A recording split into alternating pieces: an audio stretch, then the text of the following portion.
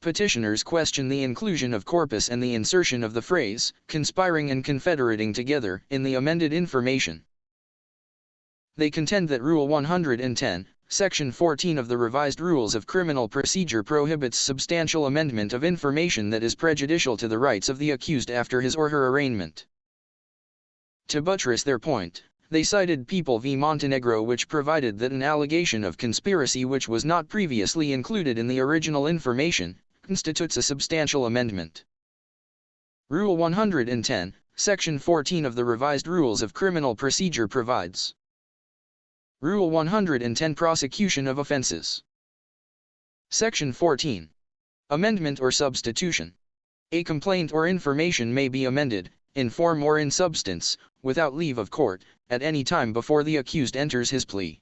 After the plea and during the trial, a formal amendment may only be made with leave of court and when it can be done without causing prejudice to the rights of the accused. Emphasis supplied. Before an accused enters his or her plea, either formal or substantial amendment of the complaint or information may be made without leave of court.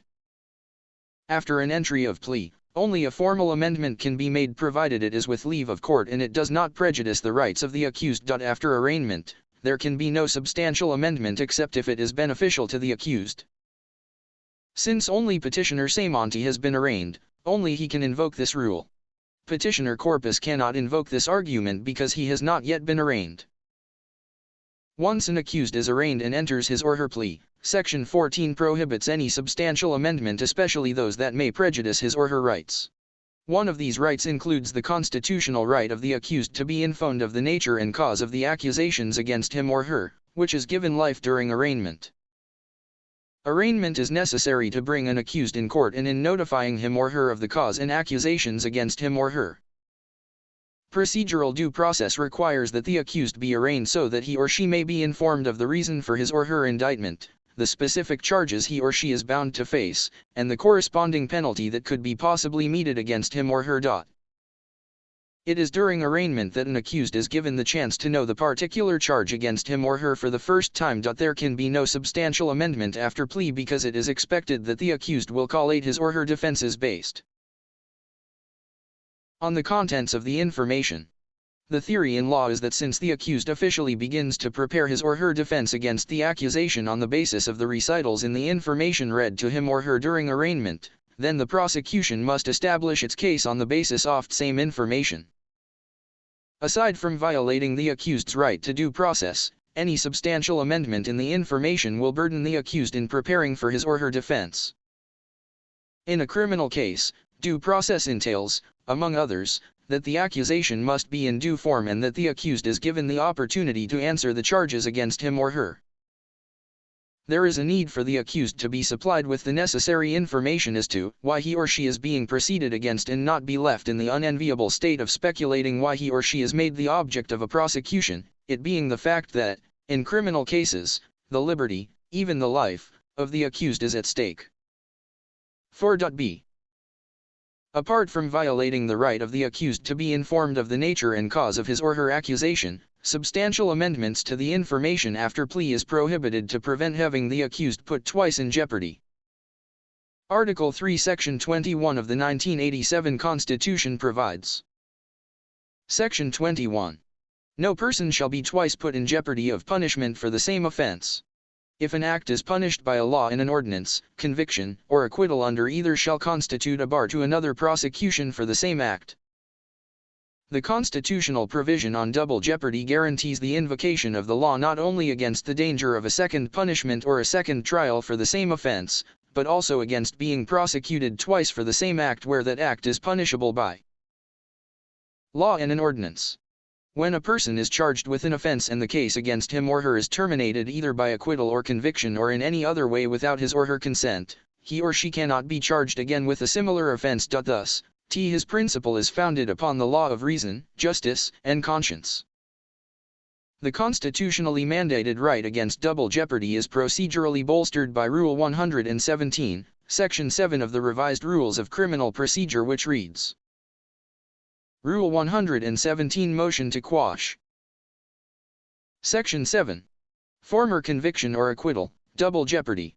When an accused has been convicted or acquitted, or the case against him dismissed or otherwise terminated without his express consent by a court of competent jurisdiction, upon a valid complaint or information or other formal charge sufficient in form and substance to sustain a conviction and after the accused had pleaded to the charge. The conviction or acquittal of the accused or the dismissal of the case shall be a bar to another prosecution for the offense charged, or for any attempt to commit the same or frustration thereof, or for any offense which necessarily includes or is necessarily included in the offense charged in the former complaint or information.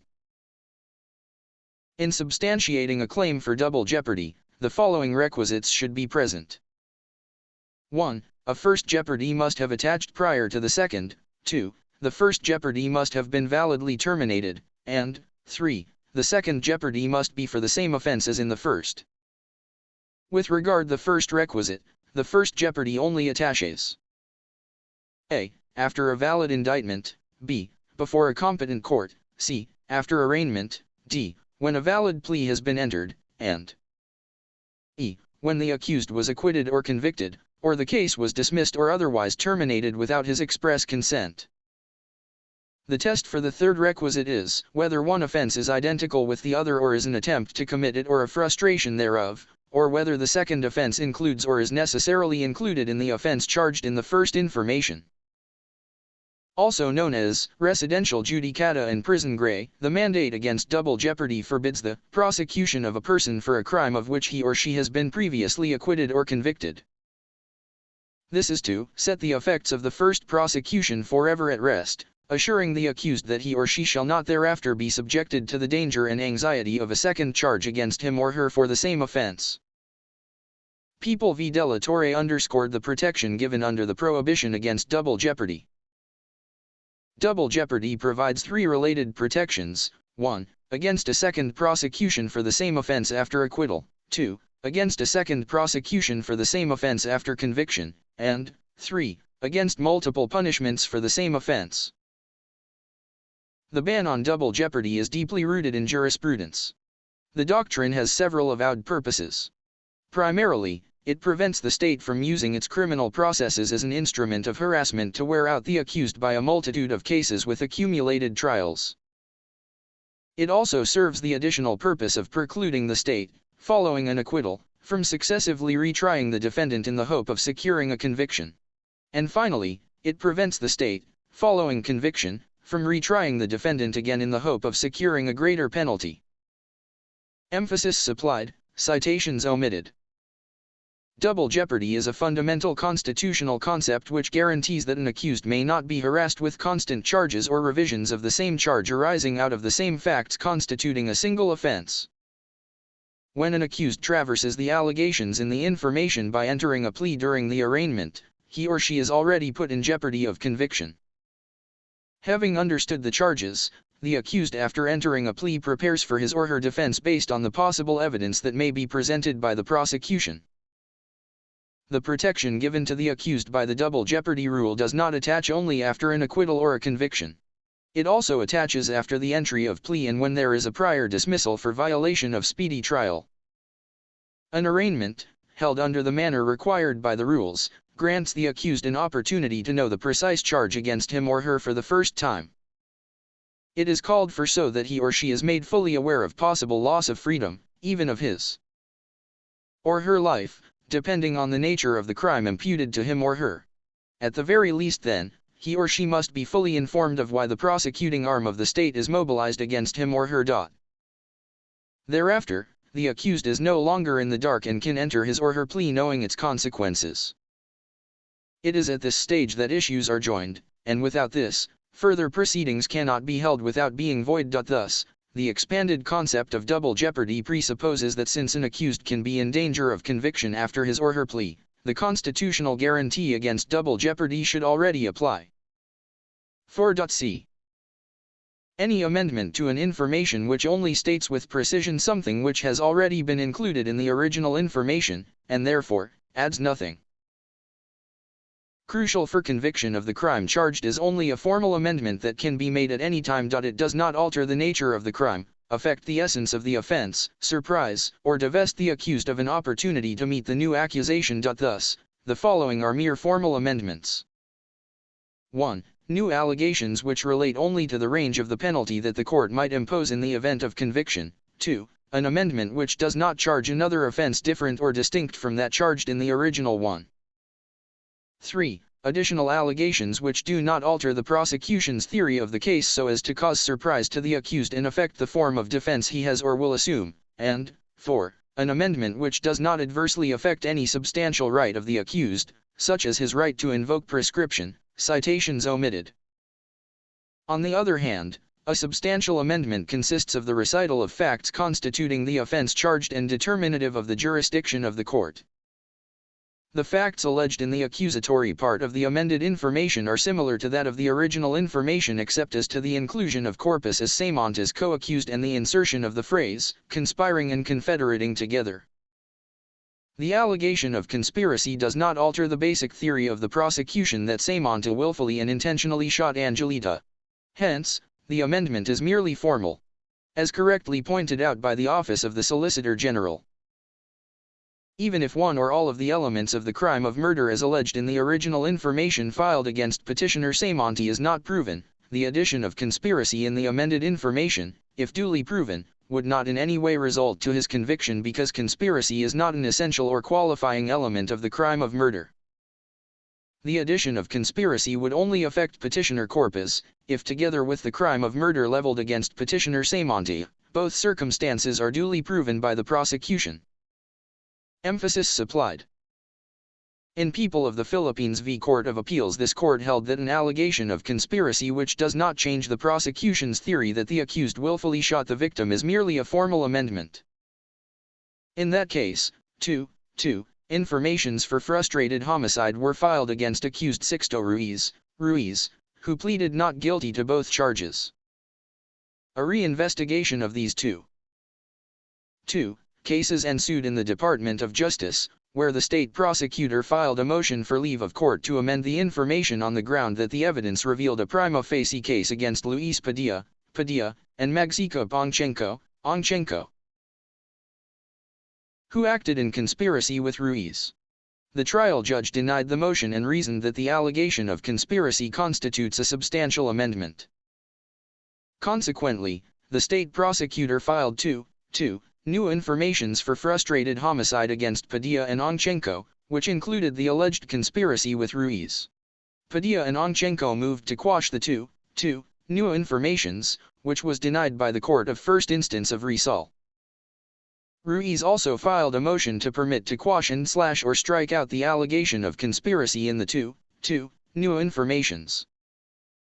The trial judge ordered that the motions be stricken out from the records and explained that the allegation of conspiracy in those cases does not alter the theory of the case, nor does it introduce innovation, nor does it present alternative imputation, nor is it inconsistent with the original allegations. This prompted Ruiz, Padilla, and Ongchenko to file before the Court of Appeals a petition for certiorari with preliminary injunction, which was subsequently granted. However, this court ruled there is merit in this special civil action. The trial judge should have allowed the amendment considering that the amendments sought were only formal. As aptly stated by the Solicitor General in his memorandum, here was no change in the prosecution's theory that respondent Ruiz willfully, unlawfully and feloniously attacked, assaulted and shot with a gun Eco Beto and Rogelio Bello. The amendments would not have been prejudicial to him because his participation as principal in the crime charged with respondent Ruiz in the original informations could not be prejudiced by the proposed amendments. Emphasis supplied. In that case, the amended information was impelled by a disclosure implicating Padilla and Ongchenko. Thus, otherwise stated, the amendments would not have prejudiced Ruiz, whose participation as principal in the crimes charged did not change. When the incident was investigated by the fiscal's office, the respondents were Ruiz, Padilla, and Ongchenko. The fiscal did not include Padilla and Ongchenko in the two informations because of insufficiency of evidence. It was only later when Francisco Pagkalinawan testified at the re-investigation that the participation of Padilla and Ongchenko surfaced and, as a consequence, there was the need for the amendment of the informations or the filing of new ones against the two. Emphasis supplied. The records of this present case show that the original information for murder against Semonte was dated June 5, 2008. Based on Lozano's affidavit dated on June 30, 2008, Corpus was implicated as the one who instructed Semonte to kill Angelito. This prompted the prosecution to conduct a re-investigation, which resulted in the filing of the amended information. 4.d. Petitioners quote the portion of People v. Montenegro that cited the case of People v. Zulueta as their basis for asserting that the allegation of conspiracy is a substantial amendment because it warrants a new defense for the accused. Surely the preparations made by herein accused to face the original charges will have to be radically modified to meet the new situation. For undoubtedly the allegation of conspiracy enables the prosecution to attribute and ascribe to the accused Zulueta all the acts, knowledge, admissions, and even omissions of his co-conspirator Angel Lanez in furtherance of the conspiracy. The amendment thereby widens the battlefront to allow the use by the prosecution of newly discovered weapons, to the evident discomfiture of the opposite camp. Thus it would seem inequitable to sanction the tactical movement at this stage of the controversy, bearing in mind that the accused is only guaranteed 2 days preparation for trial. Needless to emphasize, as in criminal cases, the liberty, even the life, of the accused is at stake. It is always wise and proper that he be fully apprised of the charges, to avoid any possible surprise that may lead to injustice. The prosecution has too many facilities to covet headed advantage if meeting unprepared adversaries. Zulueta is inapplicable. In that case, this court declined the admission of the amended information because it would change the nature of the crime as well as the prosecution's theory. Indeed, contrasting the two informations, one will perceive that whereas in the first the accused is charged with misappropriation of public property because, 1. He deceived Angel Lanez into approving the bargain sale of nails to Beatriz Pobalt, or, 2. At least, by his abandonment he permitted that woman to obtain the articles at very cheap prices.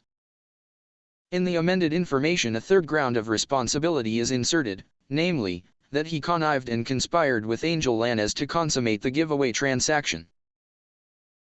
Again it will be observed that the third ground of action in effect contradicts the original theory of the information. If the accused conspired with Lanez, he did not deceive the latter, and did not by mere negligence permit the sale. Emphasis supplied. Additionally, Montenegro is also inapplicable in this case because the amendment to the information in that case was considered as substantial due to the effect of changing the original crime charged from robbery under Article 209 to robbery in an uninhabited place under Article 302 of the Revised Penal Code. With this, the accused were exposed to a charge with a higher imposable penalty than that of the original charge to which they pleaded not guilty. Furthermore, he change in the items, articles, and jewelries allegedly stolen into entirely different articles from those originally complained of, affects the essence of the imputed crime, and would deprive the accused of the opportunity to meet all the allegations in the amended information, in the preparation of their defenses to the charge filed against them.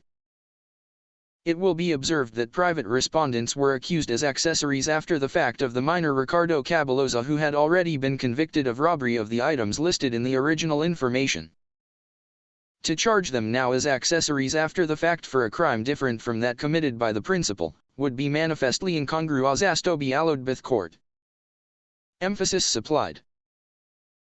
The case cited by petitioners in this case rendered the addition of conspiracy in the amended information substantial because it either alters the defense of the accused or alters the nature of the crime to which the accused pleaded. However, the factual incidents of the cited cases are different from this present case because the allegation of conspiracy in the amended information did not change the prosecution's basic theory that Semonte willfully and intentionally shot Angelito. 4.e. Rule 110, Section 14 similarly provides that in permitting formal amendments when the accused has already entered his or her plea, it is important that the amendments made should not prejudice the rights of the accused. In People v. Casey, this court laid down the test in determining whether an accused is prejudiced by an amendment. Thus, the test as to whether a defendant is prejudiced by the amendment of an information has been said to be whether a defense under the information as it originally stood would be available after the amendment is made, and whether any evidence defendant might have would be equally applicable to The information in the one form is in the other. A look into our jurisprudence on the matter shows that an amendment to an information introduced after the accused has pleaded not guilty thereto, which does not change the nature of the crime alleged therein, does not expose the accused to a charge which could call for a higher penalty, does not affect the essence of the offense or cause surprise or deprive the accused of an opportunity to meet the new averment had each been held to be one of form and not of substance, not prejudicial to the accused and, therefore, not prohibited by Section 13, Rule 110 of the Revised Rules of Court. Emphasis supplied, citations omitted. It is undisputed that upon arraignment under the original information, Semonte admitted the killing but pleaded self-defense. While conspiracy is merely a formal amendment, Semonte will be prejudiced if the amendment will be allowed after his plea. Applying the test, his defense and corresponding evidence will not be compatible with the allegation of conspiracy in the new information. Therefore, such formal amendment after plea is not allowed. V.A. Petitioners claim that the assailed warrant of arrest was made in utter disregard of the constitutional mandate which directs judges to personally conduct an independent examination, under oath, or affirmation, of the complainant and the witnesses he or she may produce. They further assert that the assailed February 26, 2009 order only consists of three short sentences that merely contain a certain legal provision, instead of facts that will supposedly substantiate the issuance of a warrant of arrest. Article 3, Section 2 of the Constitution reads: Article 3 Bill of Rights. Section 2. The right of the people to be secure in their persons, houses, papers, and effects against unreasonable searches and seizures of whatever nature and for any purpose shall be inviolable. And no search warrant or warrant of arrest shall issue except upon probable cause to be determined personally by the judge after examination under oath or affirmation of the complainant and the witnesses. He may produce, and particularly describing the place to be searched and the persons or things to be seized. Emphasis supplied. In Sullivan v. Maucazier, the issue raised by the petitioner in that case called for the interpretation of Article 3, Section 2 of the Constitution. It is apparent that the inclusion of the word personally after the word determined and the removal of the grant of authority by the 1973 Constitution to issue warrants to other responsible officers as may be authorized by law has persuaded the petitioner to believe that what the Constitution now requires is for the judge to personally examine the complainant and his witnesses in determining probable cause for the issuance of a warrant. However, this court ruled that this is not an accurate interpretation. In that case, this court underscored that the Constitution gives emphasis on the exclusive and personal responsibility of the issuing judge to satisfy himself the existence of probable cause. In convincing himself or herself on the presence of probable cause for the issuance of a warrant, the issuing judge is not required to personally examine the complainant and his witnesses. Sound policy dictates this procedure. Otherwise, judges would be unduly laden with the preliminary examination and investigation of criminal complaints instead of concentrating on hearing and deciding cases filed before their courts. In the 1987 Constitution, the judge is required to personally determine the existence of probable cause. This requirement, however, does not appear in the corresponding provisions found in our previous constitutions. This gives prominence to the framers' intent of placing greater degree of responsibility upon trial judges than that imposed under previous constitutions. Probable cause cannot be merely established by showing that a trial judge subjectively believes that he or she has good grounds for his or her action. Thus, good faith does not suffice, because if subjective good faith alone were the test, the constitutional protection would be demeaned and the people would be secure in their persons, houses, papers, and effects only in the fallible discretion of the judge.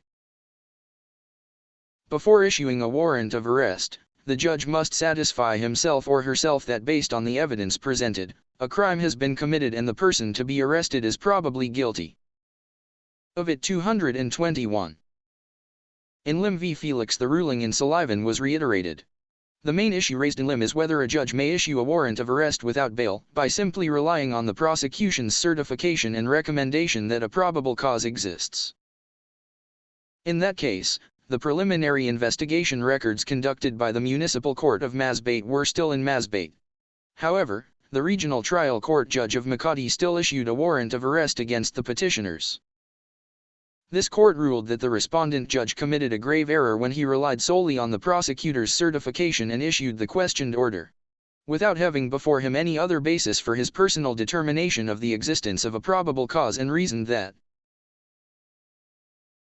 at the same time, the judge cannot ignore the clear words of the 1987 Constitution, which requires probable cause to be personally determined by the judge, not by any other officer or person. If a judge relies solely on the certification of the prosecutor, as in this case where all the records of the investigation are in Masbate, he or she has not personally determined probable cause. The determination is made by the provincial prosecutor. The constitutional requirement has not been satisfied. The judge commits a grave abuse of discretion. The records of the preliminary investigation conducted by the Municipal Court of Masbate and reviewed by the respondent fiscal were still in Masbate when the respondent fiscal issued the warrants of arrest against the petitioners. There was no basis for the respondent judge to make his own personal determination regarding the existence of a probable cause for the issuance of a warrant of arrest as mandated by the Constitution. He could not possibly have known what transpired in Masbate, as he had nothing but a certification. Significantly, the respondent judge denied the petitioner's motion for the transmittal of the records on the ground that the mere certification and recommendation of the respondent fiscal that a probable cause exists is sufficient for him to issue a warrant of arrest. We reiterate the ruling in Sullivan v. Maucasia that the judge does not have to personally examine the complainant and his witnesses. The prosecutor can perform the same functions as a commissioner for the taking of the evidence. However, there should be a report and necessary documents supporting the fiscal's bare certification. All of these should be before the judge. The extent of the judge's personal examination of the report and its annexes depends on the circumstances of each case. We cannot determine beforehand how cursory or exhaustive the judge's examination should be. The judge has to exercise sound discretion, for, after all, the personal determination is vested in the judge by the Constitution. It can be as brief or as detailed as the circumstances of each case require. To be sure, the judge must go beyond the prosecutor's certification and investigation report whenever necessary.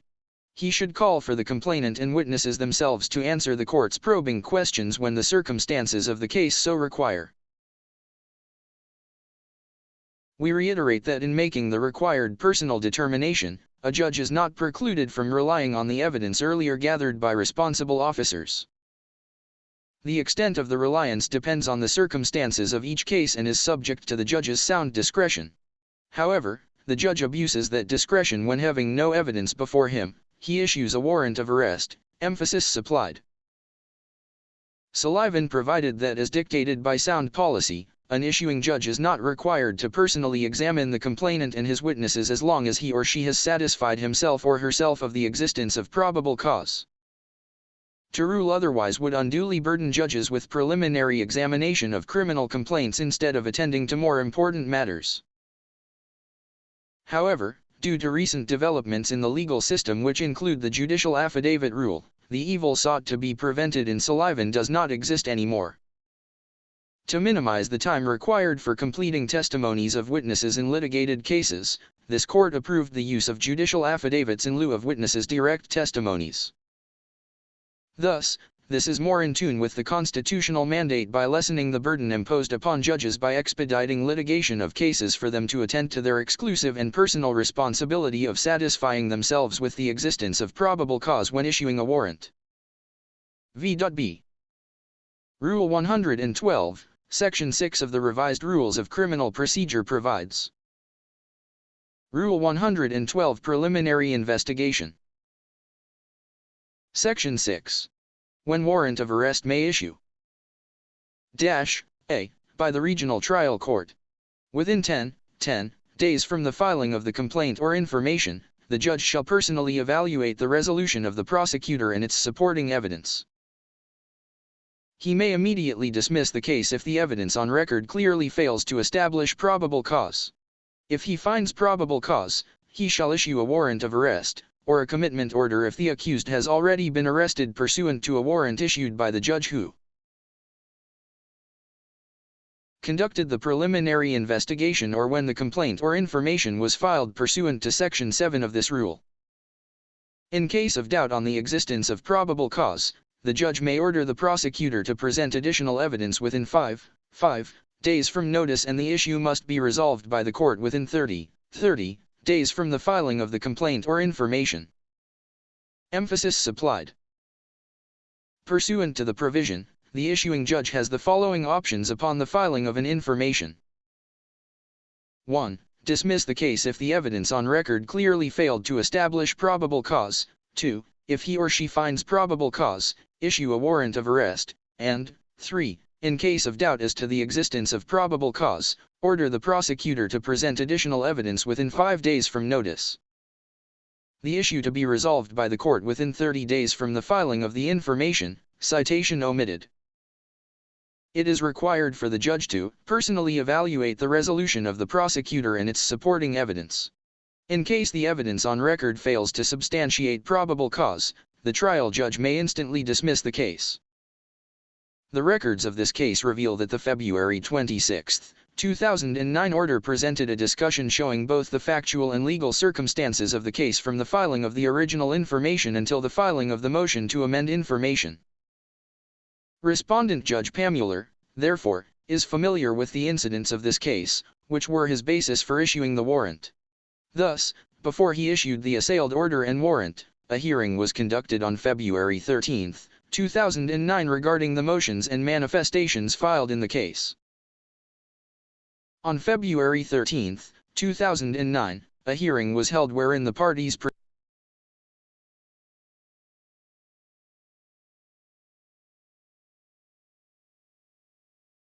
On February 13, 2009, a hearing was held wherein the parties presented their arguments.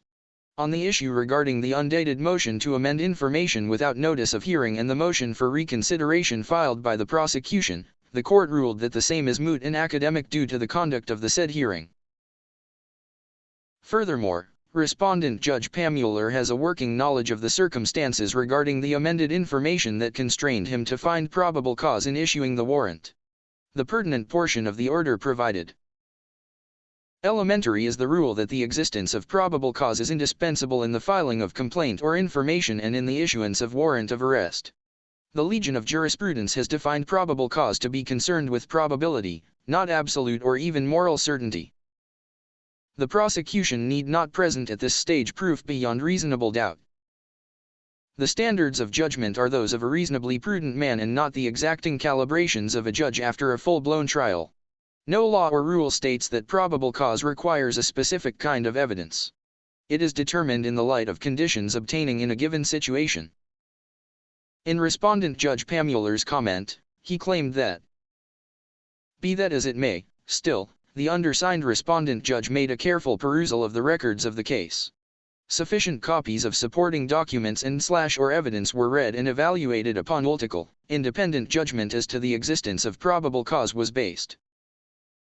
But, then again, still not satisfied, the undersigned even went beyond the face of the resolution and evidences, presented before this court. On February 13, 2009, Criminal Case No. 2618G was set for hearing. The prosecution and the defense were given the chance to argue on the matter and ample opportunity to be heard, emphasis supplied.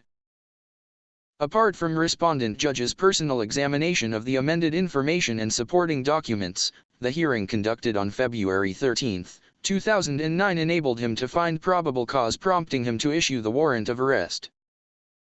6.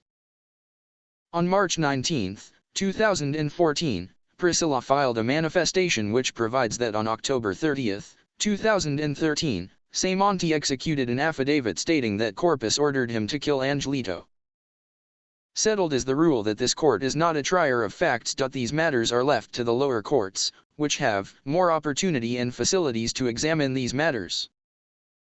This court is not a trier of facts and cannot receive new evidence that would aid in the speedy resolution of this case. It is not this court's function to analyze and weigh the evidence all over again.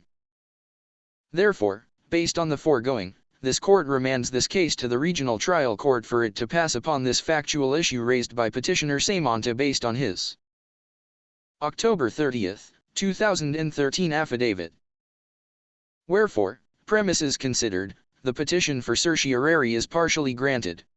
The case is remanded to the Regional Trial Court of Gamba, Nueva Ecija for its preliminary examination of probable cause for the issuance of a warrant of arrest and thereafter proceed to the arraignment of Petitioner Amado Corpus, Jr.